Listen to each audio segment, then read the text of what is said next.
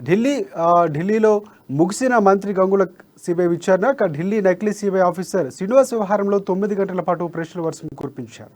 ఢిల్లీ గంగులతో పాటు రాజ్యసభ సభ్యుడు గాయత్రి రవి కూడా హాజరయ్యారు.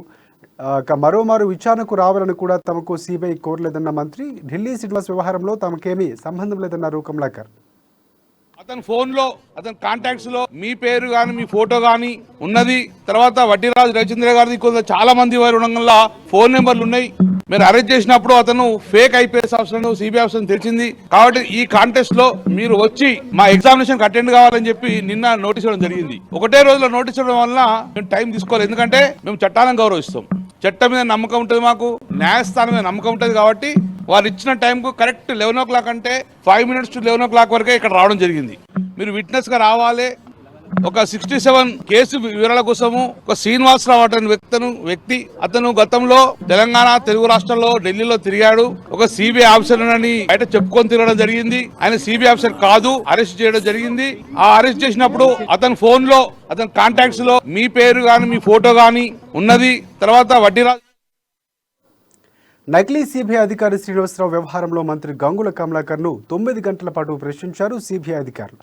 గంగులతో పాటు టీఆర్ఎస్ తరఫున ఇటీవల రాజ్యసభ సభ్యుడిగా ఎన్నికైన గాయత్రి రవి కూడా విచారణకు హాజరయ్యారు. సిబిఐ విచారణ ముగిసిన అనంతరం అక్కడే మీడియాతో మాట్లాడిన గంగుల కమలాకర్ రెడ్డి పలు అంశాలను ప్రస్తావించారు.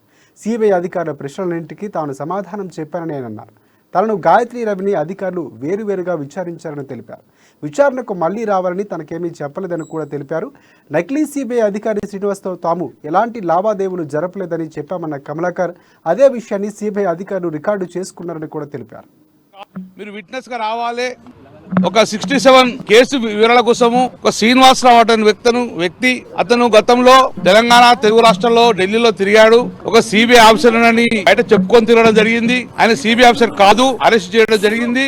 ఆ అరెస్ట్ చేసినప్పుడు అతని ఫోన్ లో అతని కాంటాక్ట్స్ లో మీ పేరు గాని మీ ఫోటో గాని ఉన్నది. తర్వాత వడ్డీరాజు రవిచంద్ర గారిది కొంత చాలా మంది వారి ఉండగా ఫోన్ నెంబర్లు ఉన్నాయి. మీరు అరెస్ట్ చేసినప్పుడు అతను fake IPS officer CBI officer తెలిసింది. కాబట్టి ఈ కాంటెస్ట్ లో మీరు వచ్చి మా ఎగ్జామినేషన్ అటెండ్ కావాలని చెప్పి నిన్న నోటీస్ ఇవ్వడం జరిగింది. ఒకటే రోజులో నోటీస్ ఇవ్వడం వల్ల మేము టైం తీసుకోవాలి. ఎందుకంటే మేము చట్టాలను గౌరవిస్తాం.